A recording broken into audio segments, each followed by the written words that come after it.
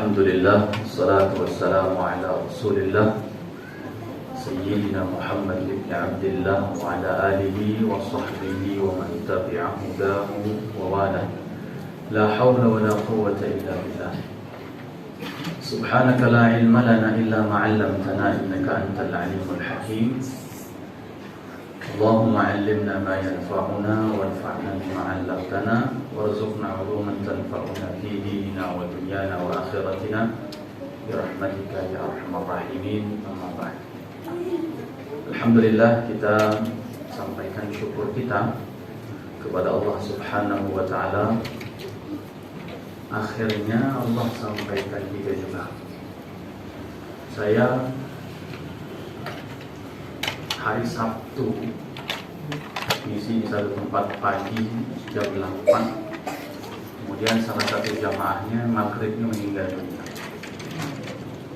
Hari Ahadnya kami pulang dari Cibubur ke arah Depok, jalanan macet, ternyata ada kecelakaan, orang meninggal di tempat, meninggal dunia. Hari Senin 2 hari yang lalu atau 3 hari yang lalu, kami bertemu dengan salah seorang pemimpin majelis taklim di Depok di sebuah masjid. Sebelum pertemuan ternyata ada salat jenazah salah satu daripada jamaah majelis taklim tersebut.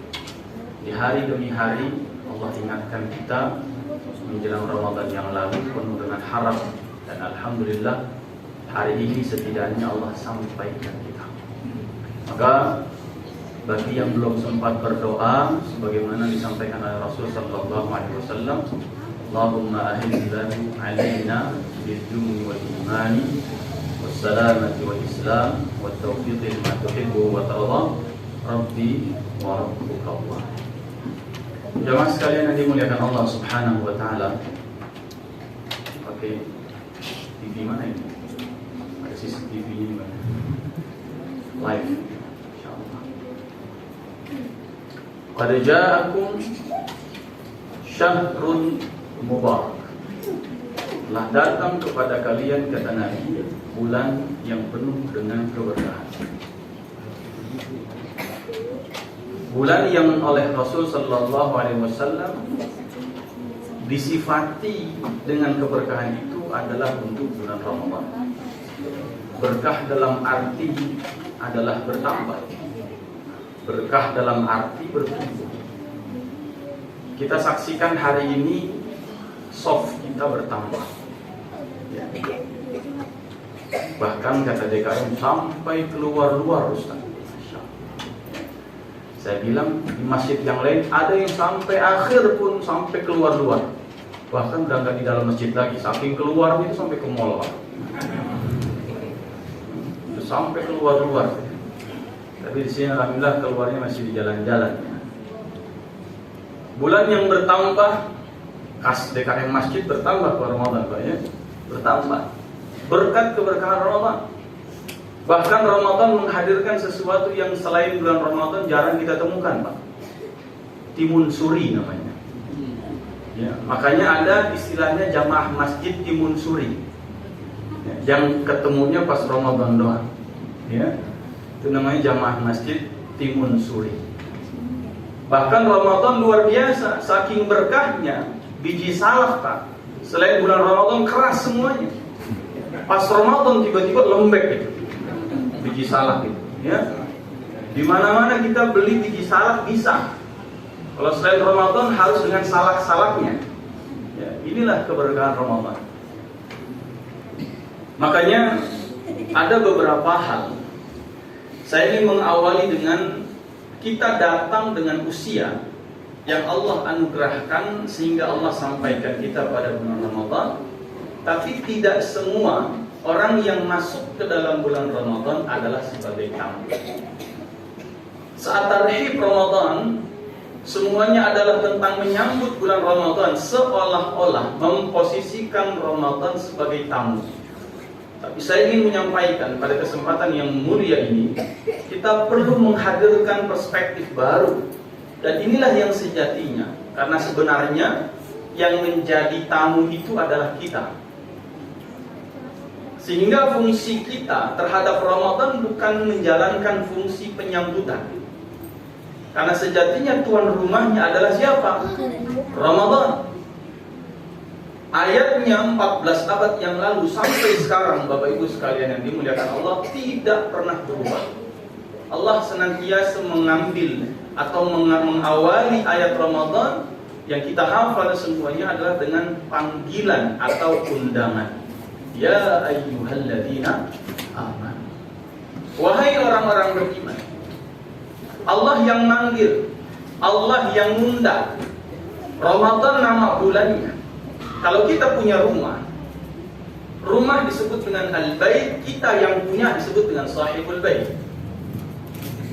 Maka kalau kita mengundang orang datang ke rumah kita, orang yang datang ke rumah kita, datang pergi, keluar masuk silih berganti, disebut sebagai tamu.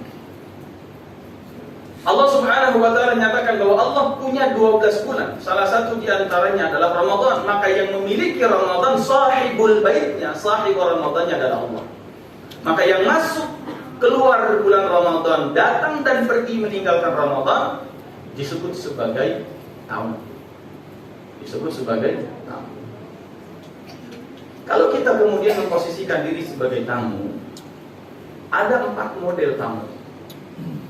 Yang pertama, ada tamu yang tidak pernah diundang dan tidak diharapkan datang.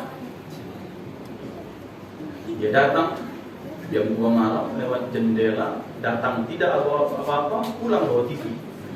Itu namanya tamu tak diundang, tak diharapkan datang. Siapa mereka?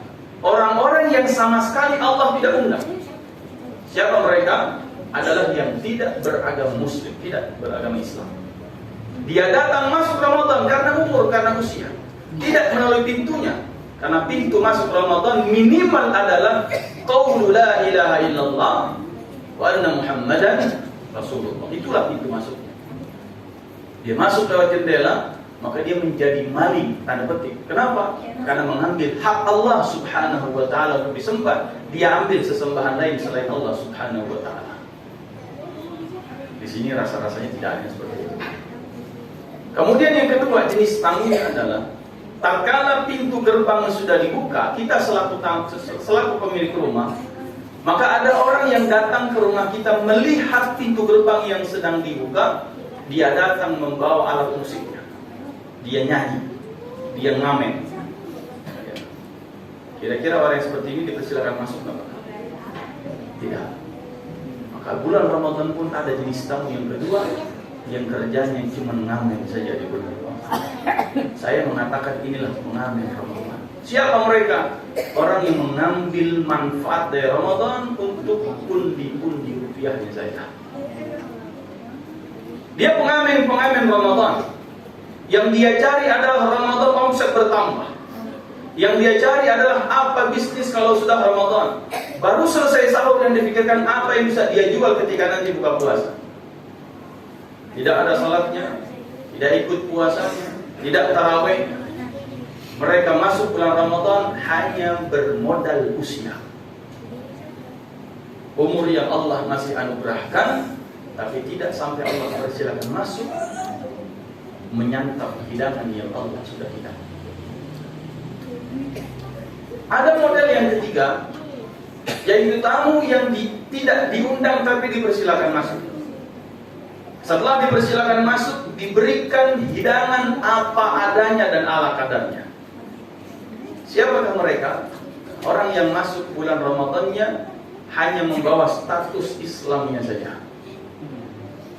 Maka sebagaimana tamu yang tidak diundang tapi dipersilakan masuk, seperti misalnya adalah petugas sensus penduduk, ya.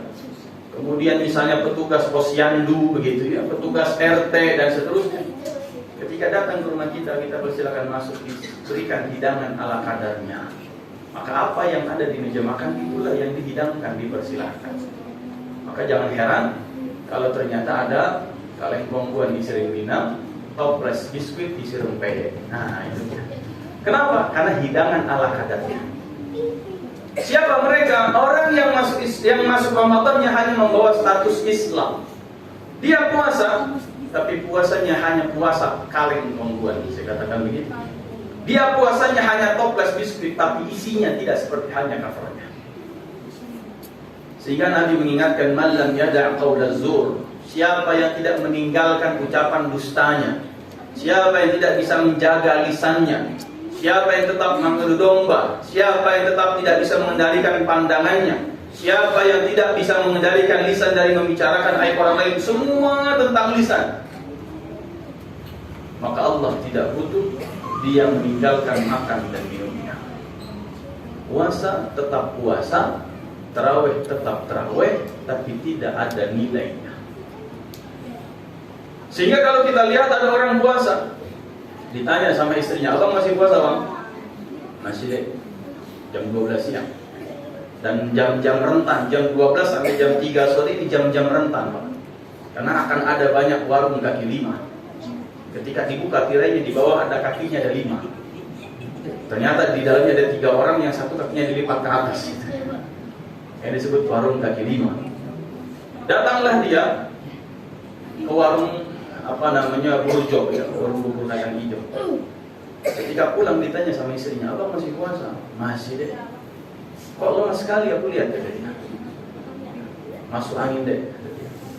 Mau abang aku pijit? Mau. Maka dipijitlah dia. Ya, kebetulan baru makan mie rebus di burjo itu.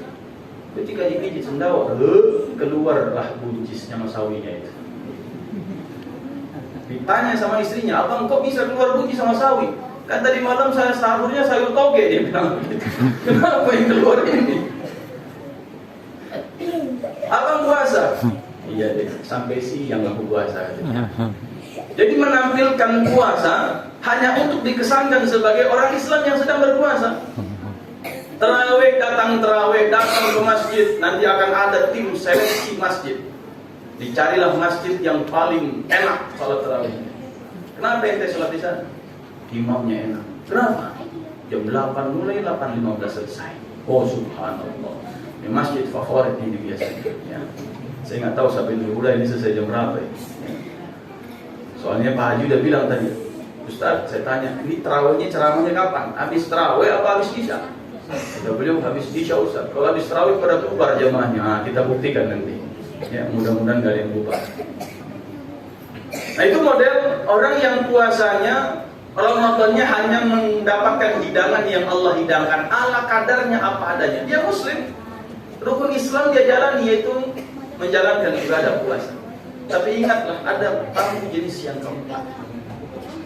Tamu jenis keempat adalah orang yang masuknya adalah dengan membawa iman. Sebagaimana kita kalau punya hajat, kita undang Bapak Ibu sekalian, saya punya acara di rumah pekan depan jam 9 pagi. Maka ketika pekan depan acara pelaksanaan sudah berlangsung, datanglah tamu satu persatu, saya sambut satu persatu. Saya persilakan dia masuk ke dalam rumah. Setelah masuk saya persilakan duduk. Setelah duduk saya katakan, Bapak Ibu silahkan menikmati semua suguhan. Maka beda antara suguhan dan hidangan. Kalau sudah tamunya Allah, kalau Allah sudah mengundang wahai orang-orang beriman, dan kita masuk sebagai orang beriman yang diundang oleh Allah Subhanahu wa taala ke dalam bulan Ramadan ini, maka semua suguhan ibadah yang Allah siapkan, dari mulai puasanya, dari mulai qiyamul lailnya, dari mulai tarawihnya, dari mulai taftirus shaim, memberikan makan orang berbuka puasa, dari mulai i'tikafnya, tilawatul Qur'annya, yang akan kita rasakan adalah karena jamuan atau suguhannya dikatakan selamat menikmati, maka semua suguhan ibadah itu akan kita bisa nikmati.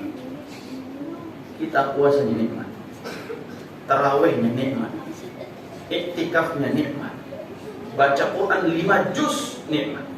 Kita mau sedekah sebanyak apapun nikmat. Kita mau memberikan makan orang berbuka puasa setiap hari nikmat. Kita mau sholat Tuhan nikmat. Kita mau istighfar menjelang sahur, menjelang subuh nikmat. Kenapa menikmat? Karena memang suguhan yang Allah sediakan, bahasanya adalah selamat menikmati. Maka bagaimana menghadirkan di hari yang pertama bulan Ramadan ini, atau sudah masuk hari yang kedua bulan Ramadan ini, adalah memastikan diri bahwa kita masuk bukan hanya sebagai orang yang mau menjadi pengamen Ramadan. Kita masuk Ramadan bukan karena hanya usia yang sudah selama ini kita minta sejak bulan Rajab, Allahumma ballighni Ramadan, bukan hanya itu. Tapi pastikan masuknya kita pun bukan juga karena kita masih beragama Islam, Kalau kita hanya masih beragama Islam, maka apapun yang akan kita dapatkan di bulan Ramadan, khawatir kita tidak bisa menikmatinya. Puasa setiap jam sekali, lihat jam dinding. Ya, kalau sudah menjelang sore itu mulai mata siwur-siwur dikit begitu kan? Ya, kalau setel radio orang pada request lagu, dia request azan maghrib misalnya. Kalau kemudian sore-sore udah melihat sunlight, bayangannya udah kayak es pisang hijau aja itu kan? Kenapa? Karena tidak membawa iman. Tapi kalau kita sampai bisa berhasil membawa iman kita hadir dalam bulan Ramadan, maka semua yang Allah suguhkan dapat kita nikmati dengan senikmat-nikmatnya. Nah, satu hal, bagaimana salah satu tanda orang beriman?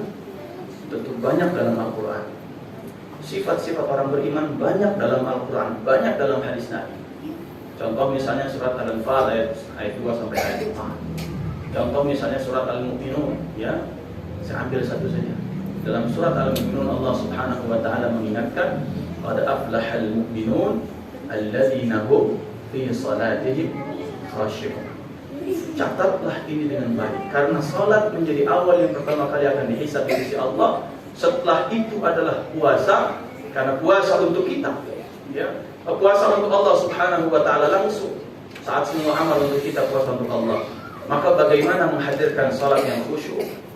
Nabi SAW disifati salatnya oleh beberapa sahabat, kalau beliau sedang berdiri tidak akan pernah ada burung yang terbang dari atas kepalanya. Kalau seandainya ada burung diletakkan di atas kepala beliau, burung tidak sampai terbang. Saking tidak bergeraknya, saking menikmati dan khusyuknya. Bagaimana Umar ibn Khattab, bagaimana Utsman ibn Affan dibunuh saat sedang sholat, ditusuk oleh pedang saat sedang sholat, tidak terasa darah bercucuran pun beliau masih sholat.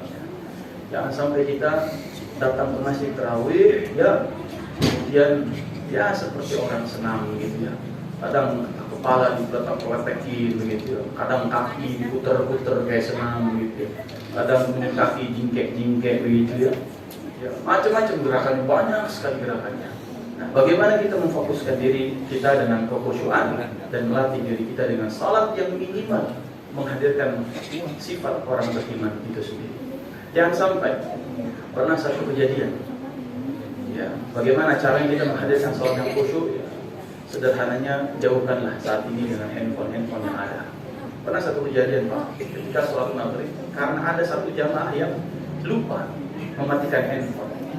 Imam sedang lagi baca Al-Fatihah. Ghairil maghdubi 'alaihim waladdallin.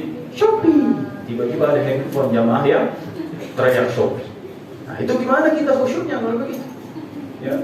Bisa nggak kira-kira itu? Tiba-tiba semua jamaah amin dengan ada suara, lagi khusyuknya tiba-tiba ada handphone yang begitu bunyinya. Nah, ini hal-hal yang mudah-mudahan kita bisa eliminasi.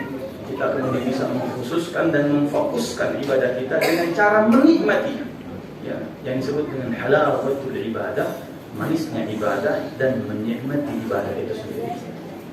Yang terakhir, ya, mudah-mudahan kalau kita memahami bahwa yang sejatinya menjadi tamu adalah kita, bukan Ramadan, tugas kita bukan menyambut Ramadan, itu sudah selesai. Tapi tugas kita memantaskan diri sebagai orang beriman dan memasuki bulan Ramadan bukan dengan usia, tapi masuki bulan Ramadan dengan keimanan. Karena semua tentang puasa, man shoma Ramadan imanan, man qama Ramadan imanan, semua dengan iman yang Allah butuhkan iman kita. Silahkan nanti, ya, kita cermati lagi ayat-ayat tentang orang-orang beriman. Itu banyak sekali dalam Al-Quran. Ya, siapa saja orang beriman, karakter orang beriman, sifat watak orang beriman, tanamkan dan tanamkan. Mudah-mudahan semua ibadah yang kita lakukan di bulan Ramadan dapat kita nikmati dengan senikmat-nikmatnya. Haji Sofyan pulang ke Bekasi. Cukup sekian, terima kasih. Hadanallahu wa iyyakum ajma'in. Wabillahi taufiq wal hidayah. Wassalamualaikum warahmatullahi wabarakatuh.